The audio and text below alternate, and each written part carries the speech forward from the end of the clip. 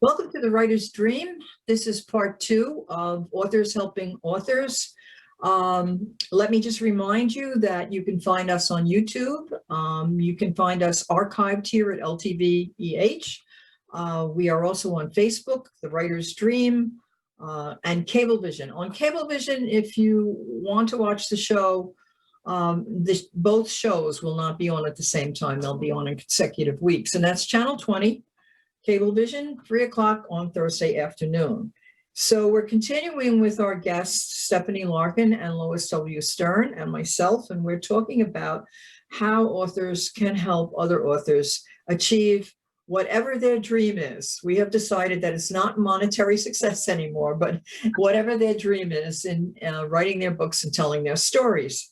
So what we do know is that I think all of us, the three of us, and many authors know that there's 3 venues, which I won't spend a lot of time talking about because our 2 guests have wonderful websites that they're going to talk about. One of them is Facebook groups. There are many, many writers groups on Facebook, mystery writers, romance writers, whatever. And you can join those groups. And of course, you're going to share your experiences and your best hints. Also writing circles here on Long Island. Long Island Writers Guild has a wonderful writers circle that I've heard really great things about, and they critique writing, but they do it in a very constructive way.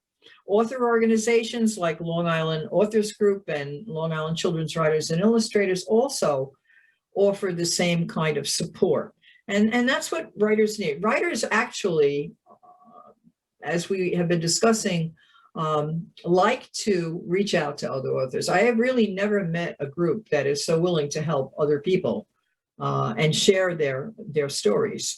So I'm going to tell you a little amusing story before we get into the websites. I joined Mystery Writers of America, wonderful organization. They're the ones who give out the Edgar Prize. And so I decided to do some of their activities. And they were a lot of fun. But one of the things was there's a bar in downtown New York called the KGB bar. You're right, KGB, Russian intelligence, that's the name of the bar.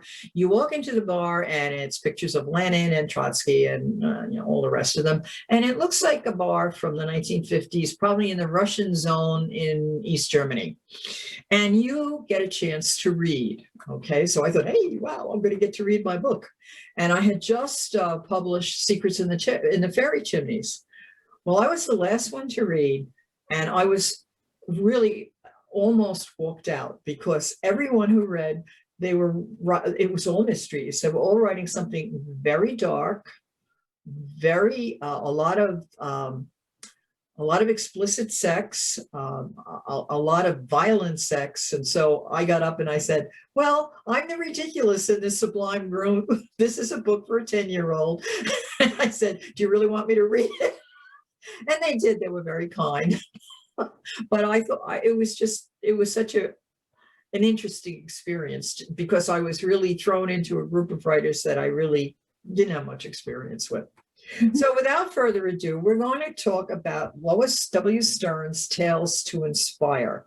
Now, you tell me when you want me to go to the website. Okay, you can go to the main page right now. Okay, let me do that. Here we go. Okay, and you can keep clicking on the arrow on the right, and you'll, not that page. Oh, I'm sorry. That is not that page. Yeah. I'm sorry. I know. On the arrow to the right, you'll see. I know. Here you go. Now, before that, the main page. Go back to home. That's what I just did. There you go. Okay. If you can bring that up a little bit. And keep clicking on, you see the arrow on the right? There's one on the left and the one. Okay, no, that's fine. No, don't go up there yet. Okay, keep clicking on the arrow on the right, and you'll see each book is named for a different gemstone. See, I can't see the arrow on the right because in the corner here is the pictures from the show. Oh, you can see it. It's right on the white part of it, under the word might. No. Go down again. No, go up again. Go up. For God's sake.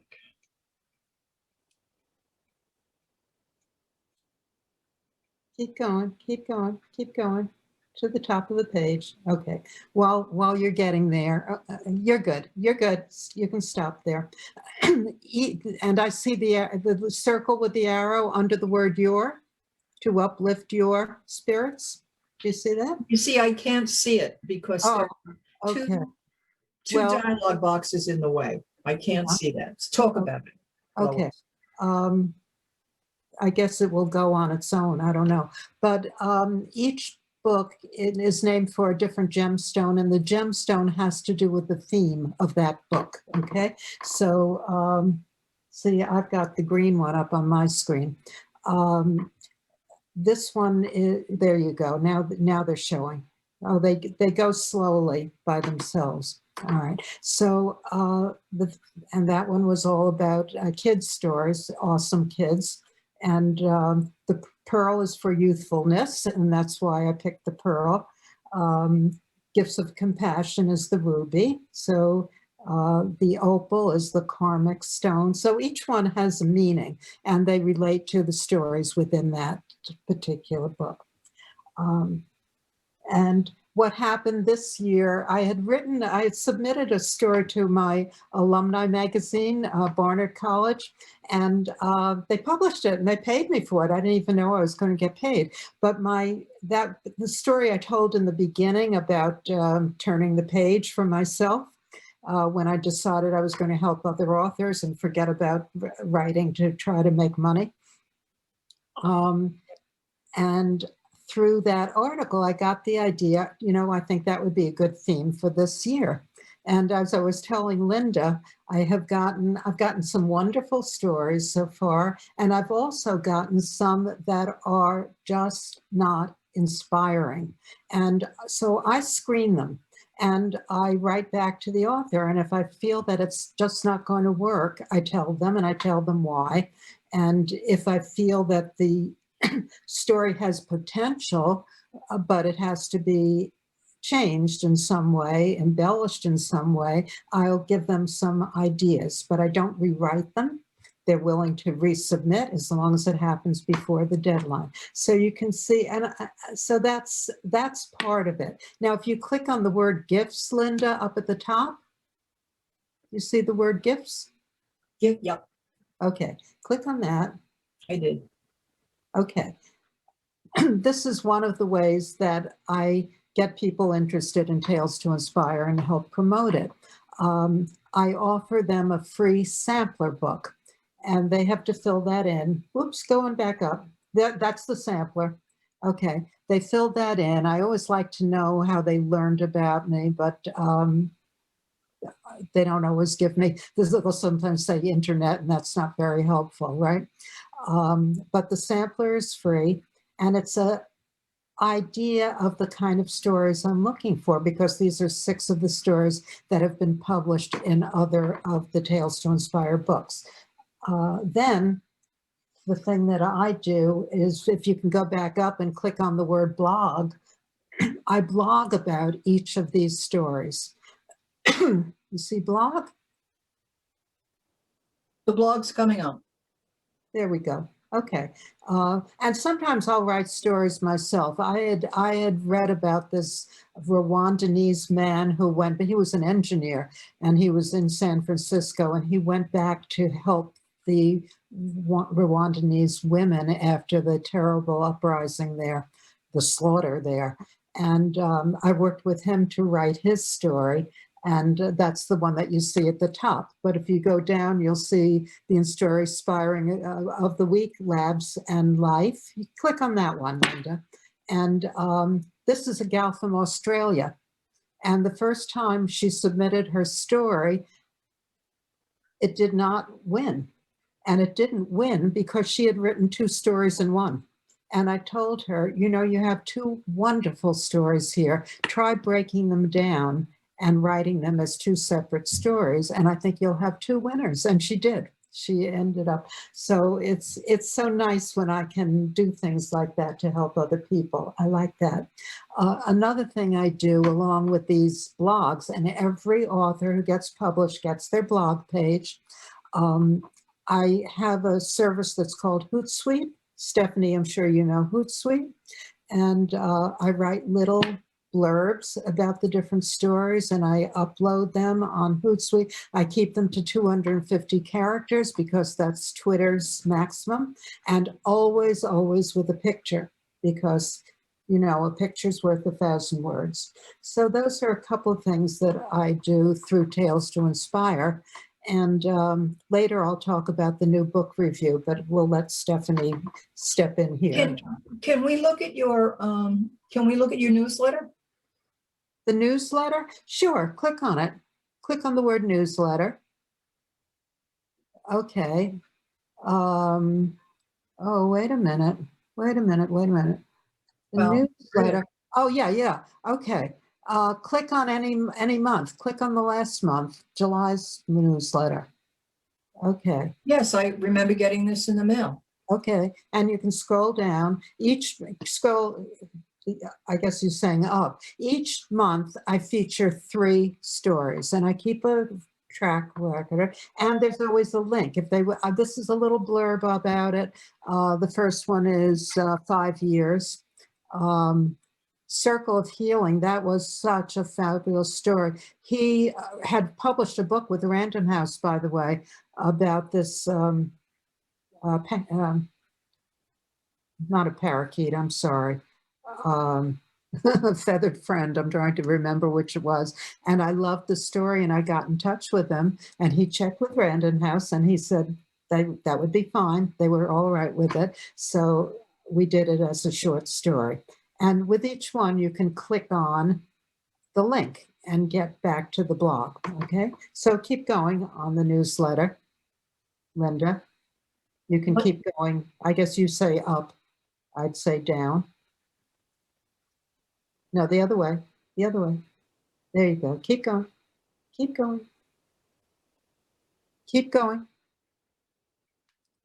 Okay, and that's the book that they're in. And very often I'll have a special. Oh, how'd we get there? Very often I'll have an Amazon special where the countdown, where they can get it for free or 99 cents or whatever. Okay, so that's So basically on your website, if and you have to talk about, we'll have to go back to your website because you have to talk about your contest. Okay. Oh, yes. And because you didn't really talk about that part, but if somebody wins the contest, they get all of this exposure. You are really giving them a tremendous amount of exposure. And then also you've hooked up with this lady, Carolyn Johnson, and she has a website called New Book Review. But let's go back to contests while we're here. Yeah, let's go back to contests. Okay. I think it's all in this newsletter. If you keep going further, keep going on the newsletter, keep going up. You call it up, I call it down. So you want to go to the contest? Oh, you can go directly there, sure. Okay, there's your contest. Okay. So explain and okay, I have all the information there. I have the theme, turning the page. Can you bring it up more on the screen? You mean go down, scroll down. I say up, yeah, okay. There are a lot of links there. Keep going where the guidelines are. You see free to enter. Okay. For guidelines on writing a winning story, click here. Go ahead, Linda, click on that first one. And here, okay, I'm going to just talk about it. Each submitted tale must be an original nonfiction story to inspire, motivate, uplift the reader, spirits, or give them an aha moment of awareness. Okay. 3, invite the readers in so they can experience and feel the power of your story. 4, spiritual stories must have a universal appeal. I don't want any religious stories. So this website of yours really You're giving assistance in writing, you're giving exposure, and you're giving tips about marketing and also reviews. I'd like to save the idea of reviews for a little bit later in the show. Sure. So let's go to Stephanie and see what Stephanie's up to here. Now, is this what you want me to click on, Stephanie? You could just stay there for a moment. This is our site at Red Penguin Books, and there's all sorts of new releases, and we have an award-winning author. One of our authors was just awarded a first place. Congratulations, Antoinette Martin. And yes, that red box there is talking all about our program, the Red Penguin Collection. So sure, you can click on that red box. And what this is that about twice a month, we release a new book. Unlike Lois, who is going for personal stories, inspirational. I love that idea that these are personal stories to inspire others. Ours are generally more in the creative writing realm. So we're dealing with a lot of fiction. And these are some of the books that have been recently released. If you scroll a little bit higher, you'll see some of the books that are going to be coming out soon. And right here on the website, you could just go to redpenguinbooks.com for all of the dates that are coming up, submission deadlines. As I said, about twice a week is another book that'll be closing. So you'll see all the dates there. Linda, if you click right where it says current publications, all available on Amazon, probably if you click on that, it's written in red, right above the picture of all the books. Nope. Right where. Oh, yeah, I got it. Amazon. Such fun with my person. Yeah. There are 21 books in the series right now, and you could just scroll through all of that and see all of the books in the series and how we're trying to promote. So we're trying to encourage writers and then, of course, promote these writers. So all of these books are available and they're getting a wider audience. I'm thrilled that people have seen these books and have contacted our authors, some of them for other writing projects, some of them for speaking engagements, for book deals, and also it's some cross promotion that all of these 21 books are promoting their own solo ventures. I love that you said, Linda, how supportive authors are of each other. I'm thrilled that this program, the Red Penguin Collection, we have authors from over 30 countries. Hundreds of authors are authors, writers, poets, playwrights, because some of these books are poetry, some are short plays, and they're so supportive of each other. I'm so glad you mentioned that, because our own authors that are involved in this, I see them on Facebook sharing each other's posts and events, and it's a very exciting program for us. So if you're interested in creative writing, please visit redpenguinbooks.com and join in the fun. Coming up are going to be books that are romance books and mystery books, science fiction, poetry, a little bit of everything. And we have writers who use them as writing prompts and literally have submitted to every one of our books. So that's our program for helping to promote authors who are not necessarily our, ones that come to us for solo books. But yes, redpenguinbooks.com, and right there in the left column are books that were released in the last couple of weeks. Our award winners and all sorts of things are here on the website. So that's something that you can do if you're interested in writing as a first-time writer or as an established writer looking for another venue to promote your books. Yes, I think whoever is watching this show, there's two wonderful websites to visit because of you're hitting them on all three aspects. I mean, it's writing, publishing, and marketing, and all over the world. Lois too, she gets people from all over the world, and that's the beauty of the internet. So I would like to go, just for a minute, I would like to go to the idea of reviews. Oh, good. Stephanie, before Lois gets into this website, which she really thinks is great, and I do too, what do you think about the importance of reviews? Oh, So important, Linda. You know, all of us, I think, at this point have that mentality of, I'll call it the Yelp mentality or the, you know, Amazon mentality, is we like to see lots of stars next to something before we buy it.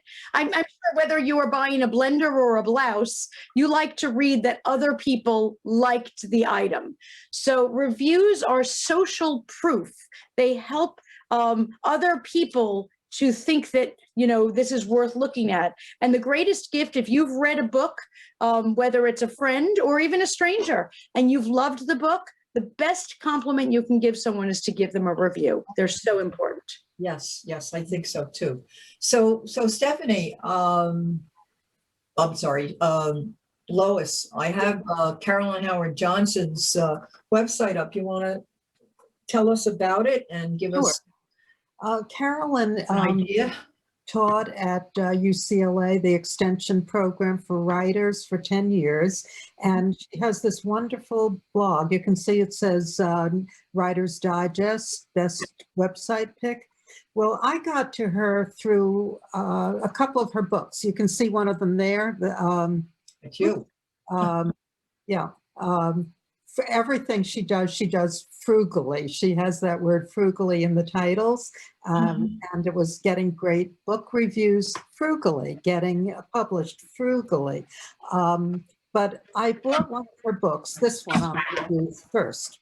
And actually, I got the idea of submitting a story to Barnard Alumni Magazine through this book. She said, don't forget about if your college has a publication, don't forget, you know, to approach them. And I did, and I was thrilled to get published there.